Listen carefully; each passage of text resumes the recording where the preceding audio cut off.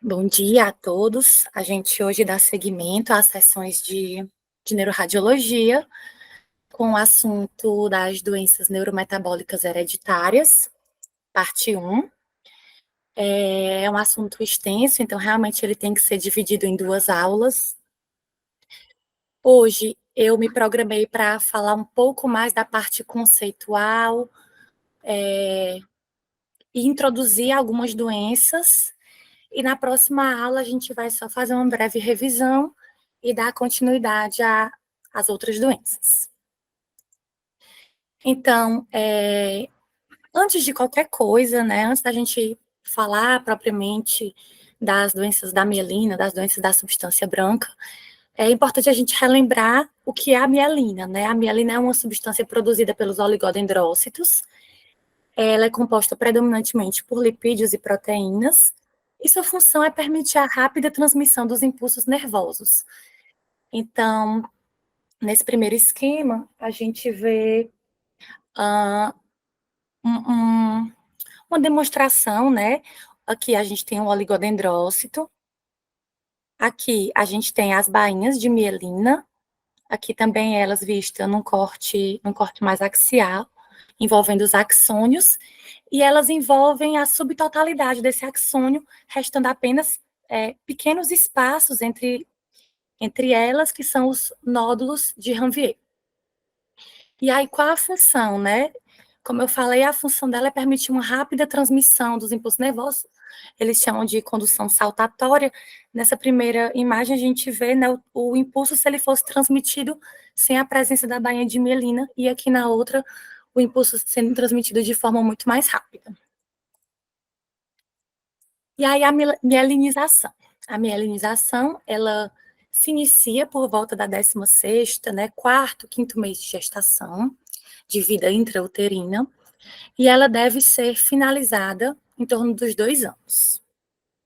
E ela não acontece de forma aleatória, né? Existe uma ordem que costuma ser seguida.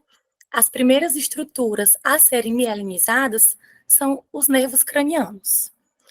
E aí o restante das estruturas segue essa ordem que eu coloquei aqui, de caudal para cranial, de posterior para anterior e de central para periférico. E, como eu falei, isso não é uma ordem aleatória, né? Tem a ver com as estruturas, digamos assim, que a gente precisa ter um amadurecimento mais rápido, um preparo mais rápido. Então, é fácil a gente entender que o tronco e o cerebelo, eles precisam ser mielinizados antes, por exemplo, do restante da substância branca. A mesma coisa que núcleos da base, tálamos também tem que ser mielinizados primeiro do que a substância branca subcortical, da periferia. E aí, para avaliar essa mielinização, né, a gente sabe que a ressonância é o método não invasivo de escolha para avaliação da substância branca. Ela tem a função tanto de detectar, então tem ou não tem alteração da substância branca. E se tem, avaliar os padrões, né, porque a gente sabe que existem várias classificações para essas leucodistrofias, leucoencefalopatias, mas que uma delas, e é aquela que a gente prioriza, é a classificação com base nos padrões de imagem, nos radiofenótipos. A gente não precisa saber decorado, a gente não deve saber decorado. Existe um atlas de mielinização normal disponibilizado nesse site.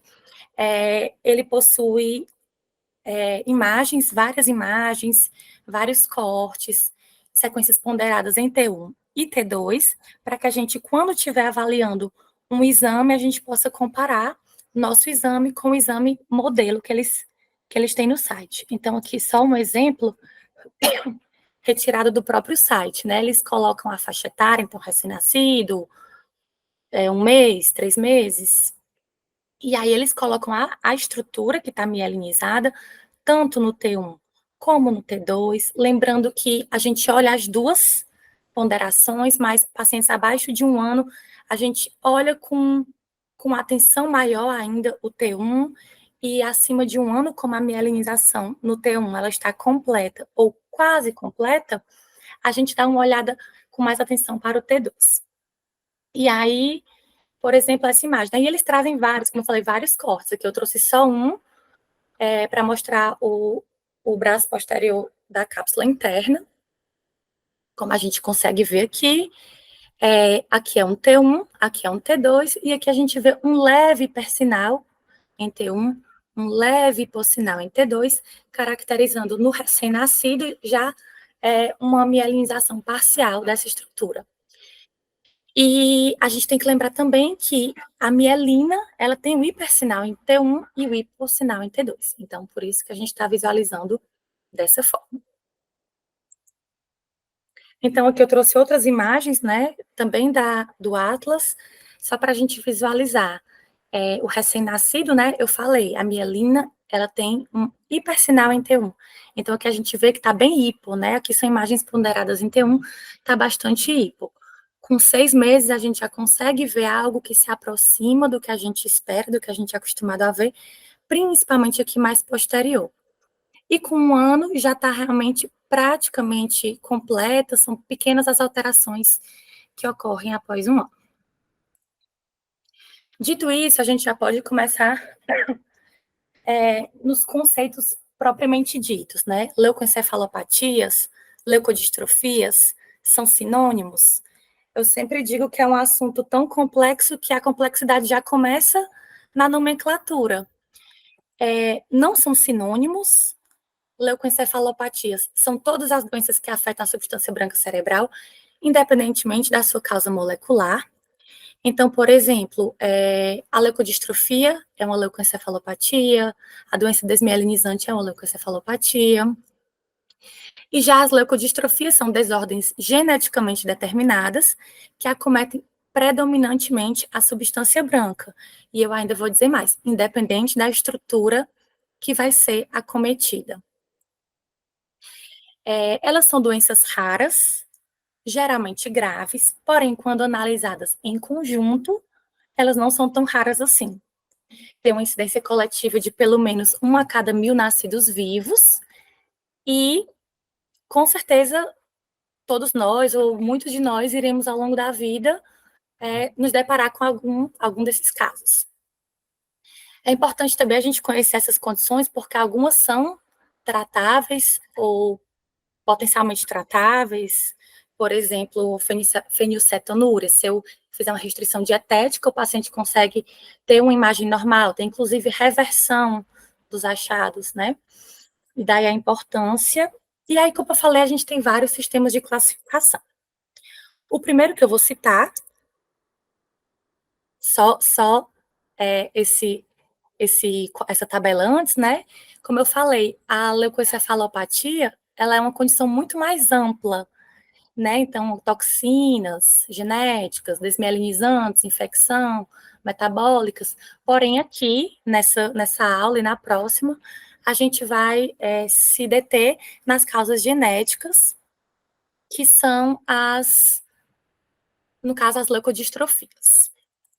E aí, como eu falei, né, existem várias classificações, a gente prefere aquela que trata dos padrões de imagem dos radiofenótipos, mas eu não tenho como deixar de mencionar essa, porque essa classificação, apesar de não ser a que a gente utiliza, ela é uma classificação muito conhecida, muito utilizada, né, que ganhou grandes avanços por conta da Marge van der Napp, Barkovitch, e eu quero citar ela principalmente para a gente falar das alterações da mielina, mas lembrando o que eu falei, é uma doença geneticamente determinada, com dano primário na substância branca, independente do componente estrutural envolvido, ou seja, se envolve células da glia, se envolve axônios, se envolve oligodendrócitos, para a gente não vai importar tanto, porque o final vai ser o mesmo, a alteração de sinal na substância branca, certo?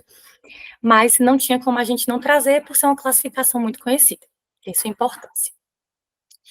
E aí, dentro das desordens da mielina, a gente tem que conhecer alguns conceitos. O primeiro deles seria a hipomielinização. A hipomielinização é uma alteração de sinal na substância branca difusa, que o ideal é que seja esse diagnóstico seja dado após os 2 anos de idade, e a gente vai falar um pouquinho mais detalhadamente no próximo slide. Aí existe também o retardo da mielinização, a desmielinização, com I, que seria uma deposição de mielina doente, de mielina alterada. E a desmielinização, que são aquelas doenças desmielinizantes que a gente já conhece, que não vão ser abordadas aqui na aula de hoje. Só para entrar um pouco mais nos conceitos da ressonância, a substância branca não mielinizada, ela tem um TR longo tanto em T1 como em T2. À medida que a mielinização vai ocorrendo, vai havendo encurtamento de T1 por conta do aumento do conteúdo lipídico e consequente encurtamento de T2 por conta da redução do conteúdo hídrico. E aí aqueles conceitos, né? Hipomielinização permanente ou mielinização atrasada. A gente tem que ter cautela ao avaliar pacientes menores de 1 ano, primeiro porque eles têm pouca mielina, segundo porque essa mielina não está tão compactada. Então, o ideal é que a gente avalie pacientes maiores de 1 ano para falar desses diagnósticos. E no caso da hipomielinização permanente, especificamente maiores de 2 anos, com 2 ressonâncias magnéticas, com intervalo de pelo menos 6 meses entre elas, na qual não tem havido nenhuma evolução da mielinização de uma para outra. E aí, aqueles conceitos, né? Hipomielinização vai ser a alteração de sinal na substância branca após os 2 anos. A substância branca, ela não se apresenta como marcado hipossinal. Ela pode ter um leve hipo, leve hiper, mas usualmente um isossinal em T1, que não chama tanta atenção. No T2, ela tem um moderado hipersinal, é como se fosse um cérebro normal de um recém-nascido, ou mesmo de um feto, porém uma criança de 8 anos, de 13 anos. As outras leucodistrofias, diferentemente, elas têm um marcado hipossinal em T1 e hipersinal em T2. Lembrando que a gente precisa diferenciar hipomielinização de retardo na mielinização, porque a hipomielinização costuma precisar de intervenção médica, intervenção multidisciplinar, enquanto o retardo da mielinização, ele é um achado que ele pode estar presente em pacientes assintomáticos, em pacientes com desenvolvimento neuropsicomotor normal. Esses pacientes, normalmente, eles não precisam de um acompanhamento tão de perto como os pacientes com hipomielinização. E a gente tem que lembrar que o processo de mielinização em si, ele tem vários fatores envolvidos, inclusive a condição clínica, nutricional do paciente. Então, talvez o paciente seja um paciente desnutrido, ele pode ter, sim, um atraso nessa mielinização, sem que isso seja, de fato, patológico. Então, aqui eu trouxe só um exemplo, né?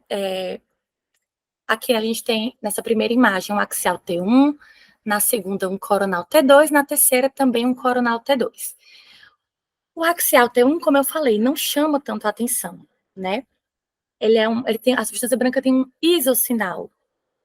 Mas no coronal T2, a gente vê nessas 2 imagens que tem um hipersinal difuso, meio que simétrico. E aí a gente vê que é um paciente de 9 anos, com ataxia.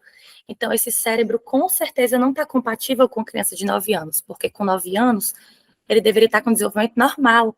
Desde os 2 anos ele tinha que estar normal. Então, esse padrão de imagem, ele tem que remeter a gente a uma doença hipomielinizante. E se eu quiser confirmar? Bom, uma das formas de você confirmar, ou pelo menos tentar ter uma certeza maior, é fazer a espectroscopia. Porque, usualmente, nas hipomielinizantes, o pico de NAA está preservado, enquanto nas leucodistrofias, nas outras leucodistrofias, esse pico pode estar reduzido, mas também não é um padrão, né? A gente vai ter outras alterações na espectroscopia, a depender da condição. Aqui era um caso de doença de Pelizaeus. E aí sim, agora a gente vai começar a adentrar a classificação que a gente gosta, a classificação que a gente tem mais intimidade, a classificação que a gente consegue aplicar na prática, né? Primeira coisa que a gente tem que definir é o predomínio do envolvimento. E predomínio por quê? Porque a gente sabe que todas essas leukodistrofias, elas podem, em um grau maior ou menor, afetar tanto a substância branca como a substância cinzenta. E aí, vamos imaginar que a gente considera um predomínio preferencial da substância branca. Aí a gente tem outro desafio, definir se é uma hipomielinização ou uma desmielinização. E agora que a gente já entendeu como é o padrão de hipomielinização, que é o T1 com um sinal sutil, o T2 com leve hipersinal, uma alteração difusa, a gente vai entender agora melhor alguns exemplos de doenças hipomielinizantes, né? A primeira, que foi aquela que eu já citei no slide anterior, é a doença de Pelizaeus. Ela é o protótipo, né? Costumam dizer nas aulas que é o protótipo das condições hipomielinizantes. É a mais comum, é uma doença ligada ao X, a variante patogênica do gene PLP1, e ela cursa com uma hipomielinização difusa, como a gente viu, né? Essa hipomielinização difusa que é inespecífica. Associado tem um afilamento do corpo caloso, como a gente consegue ver aqui nessa imagem sagital. Pode haver, por vezes, uma preservação do sinal perivenular, com esse aspecto estriado que a gente visualiza aqui nessa imagem, que é o que a gente chama de aparência tigroide, que também é encontrado em outras condições que a gente vai ver na próxima aula.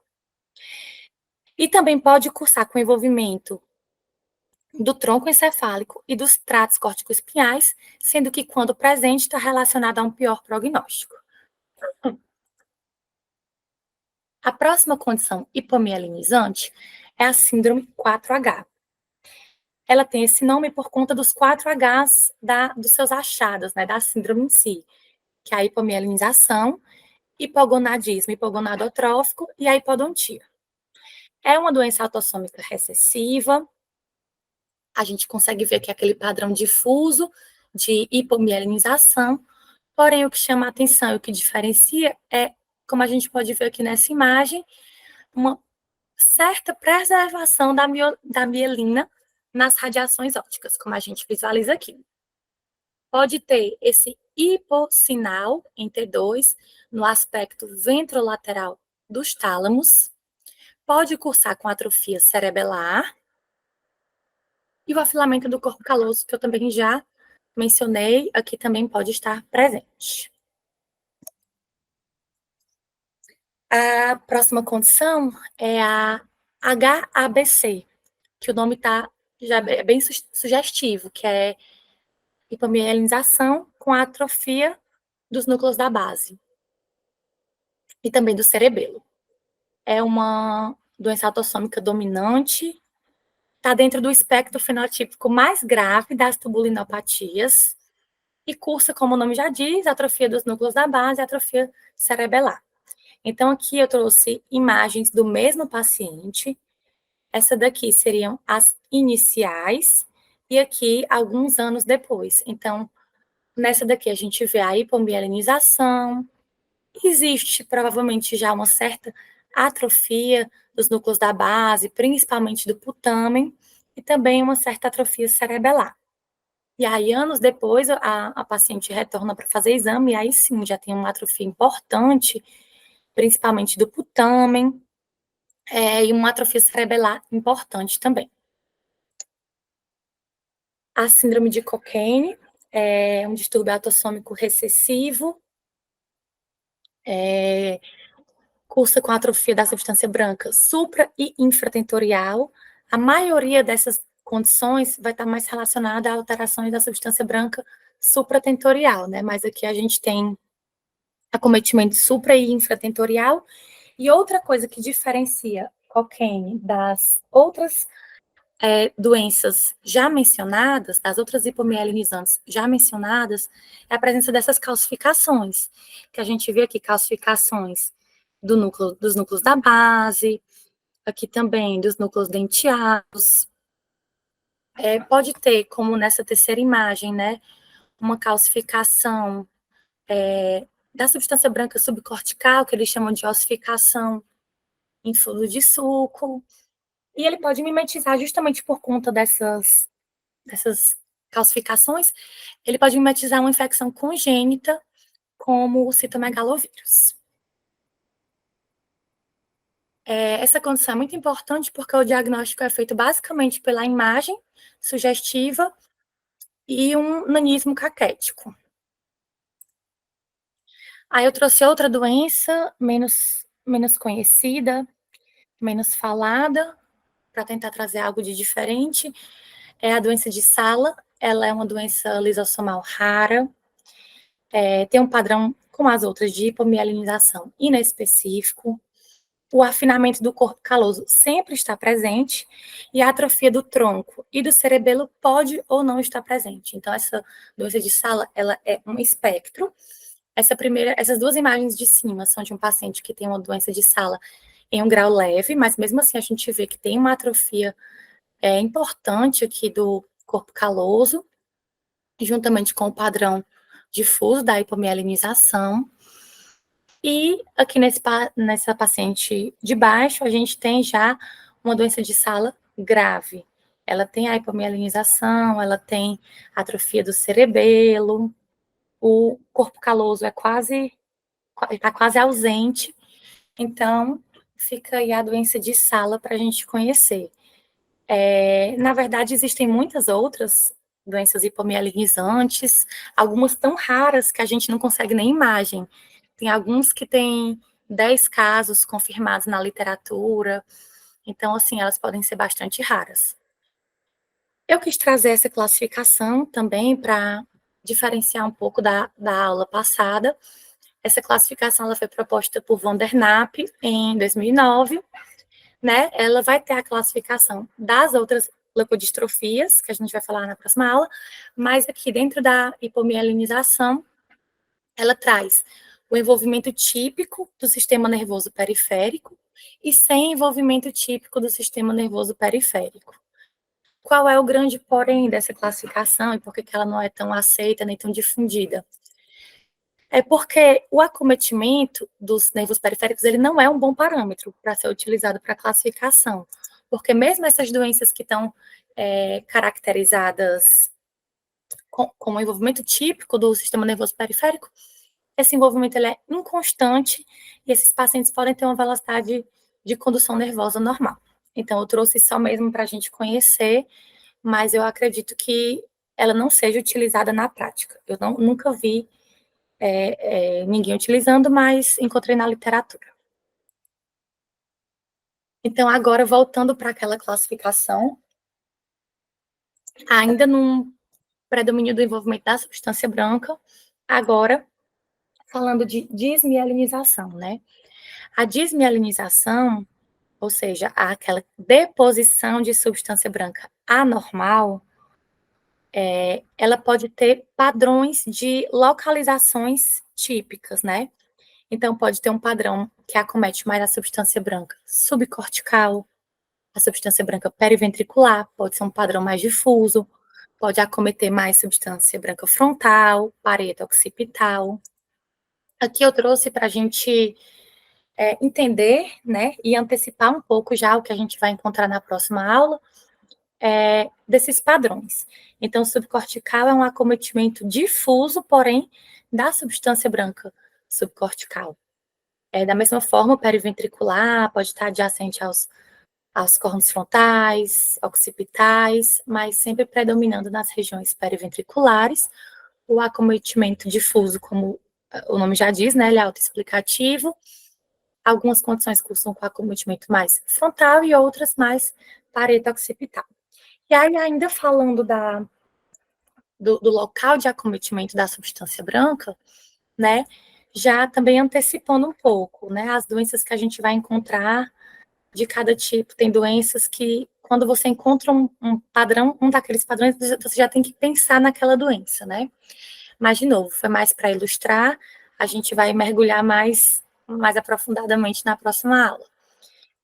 E aqui também, ainda falando, né, dos padrões de acometimento, a gente tem que lembrar que existe esse padrão tigroide, que eu já falei hoje, mas que ele está presente em outras condições, em outras leucodistrofias, que é esse padrão com a preservação de algumas fibras nos espaços perivenulares. Então, é um padrão estriado, um padrão tigroide, e ele pode ser bem encontrado na leucodistrofia metacromática, também na doença de Crabbe e no Vanishing White Matter, né, ou leukoencefalopatia com substância branca evanescente. Outro marcador que a gente usa na nossa classificação dos radiofenótipos, é a macrocrania, que nada mais é do que o aumento do perímetro cefálico e que isoladamente não quer dizer muita coisa, mas que pode estreitar as hipóteses diagnósticas, principalmente quando associada a outros achados. Então, o paciente tem microcrania, a gente já vai tender a pensar em algum desses diagnósticos e avaliar os outros achados para tentar afunilar. Outro aspecto de imagens é a presença de cistos. Esses cistos, eles podem estar presentes por causas diferentes, digamos assim. Por exemplo, na leucoencefalopatia megalencefálica com cistos subcorticais, a gente vai ter realmente imagens císticas aqui, notadamente nas regiões temporais. Porém, na substância branca evanescente, a gente vai ter cistos muito mais por conta da degeneração da substância branca. Então, a gente tem esses cistos periventriculares por conta da degeneração dessa substância branca periventricular, levando à formação dessas imagens císticas. Já na mucopolissacaridose, as imagens císticas, elas se dão por conta da dilatação dos espaços perivasculares.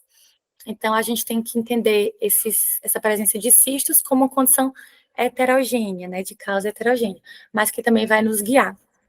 A gente tem que também entender a localização, como eu falei, na leucoencefalopatia megalencefálica com cistos subcorticais, ela é bem característica a presença de cisto aqui, né, na porção anterior dos lobos temporais, nos polos temporais. Também o número e o tamanho desses cistos. Outro achado, né, que a gente tem que levar em consideração e que vai nos guiar são os realces pós-contraste. Por exemplo, na doença de Alexander, que a gente vai visualizar melhor na próxima aula, a gente vai ter um realce nodular periventricular nas regiões anteriores, configurando o sinal da orelha de coelho ou o sinal do V invertido. Já na adrenoleucodistrofia, tem um realce que demarca as 3 zonas de Schaumburg, que seria essa zona levemente hipointensa, que está apontada pelas setas, que seria uma zona de edema vasogênico, essa zona de realce, ao meio de contraste, que corresponde à substância branca alterada, a substância branca doente, captante do meio de contraste, e aqui, nessa outra seta, essa substância branca com um hipossinal mais marcado, que seria gliose. Então, esse sinal é bem característico da adrenoleucodistrofia, e esse se chama sinal das zonas de Schaumburg. Lembrando que não são só essas condições que apresentam algum tipo de realce, as leucodistrofias que possuem cistos, esses cistos podem também apresentar realces parietais, né? Então, aqui é só mesmo uma forma de guiar, gente. A presença de calcificações também pode ser utilizada. A síndrome de Labrune, aqui a gente tem uma formação cística, juntamente com calcificações nos hemisférios cerebelares. Aqui a gente tem um Fabry, que a gente tem o sinal do pulvinar, né, que é bem característico da doença de Fabry, que seria essa alteração de sinal no pulvinar dos tálamos. Melas, doença de Lee, também cursa com calcificações, dentre outras. Restrição à difusão, ela pode estar mais presente nas fases iniciais ou seria um indicativo de doença ativa. A gente pode ter um hipersinal nos núcleos da base, como a gente vê nessa primeira imagem, que aqui é uma doença da urina do xarope de bordo, mas a gente tem que lembrar também que a hiperglicidemia não cetótica, ela dá um padrão de imagem bem parecido. E aqui nesse outro, um realce mesmo na substância branca, aqui mais periventricular. Aqui era uma doença, era uma leucodistrofia metacromática. A gente precisa lembrar que muitas dessas leucodistrofias, elas cursam com algum grau de edema, um edema vasogênico ou um edema citotóxico. E muitas vezes é esse edema citotóxico que vai levar a esses achados de restrição à difusão. E aí as alterações vasculares, a gente tem que lembrar que a síndrome MELAS e o Fabry também estão relacionados a insultos isquêmicos. Então, aqui a gente tem um paciente com MELAS, retratado nessas 3 imagens, caracterizando esse shifting spread, que é um sinal que se dá por eventos isquêmicos, né? Esse paciente, no início do diagnóstico, ele estava com essa imagem, então ele tinha essa área de restrição à difusão no lobo temporal esquerdo. 4 meses depois, ele repetiu a imagem, e aí ele não tinha alteração nesse local, nem mesmo no T2, porém outra área que temporal occipital direita apresentava restrição à difusão, e aí 9 meses depois ele já tinha outra área aqui. Então, assim, esse sinal, ele é bem sugestivo do MELAS, né, que são esses insultos isquêmicos ou stroke-like, em territórios vasculares diferentes. O Menkes, ele está relacionado a um alongamento e a uma tortuosidade dos vasos, como a gente consegue visualizar aqui. O Aicardi-Gutierrez está relacionado a arteriopatias, estenoses, aneurismas, padrão moia-moia. E, assim, realmente essa aula, ela é uma aula mais de conceitos, uma aula mais introdutória, porque se eu começasse a falar das doenças aqui, eu ia ter que parar no meio para continuar na próxima aula. Então, como eu acabei ficando com as 2 aulas, eu preferi deixar os conceitos mais introdutórios e as doenças hipomielinizantes para essa primeira aula, para na próxima a gente explorar todas as outras leucodistrofias, ou não todas, né, mas provavelmente as mais prevalentes, e tentar falar também das doenças do adulto. Mas era isso. Aqui foram a bibliografia utilizada, e é isso.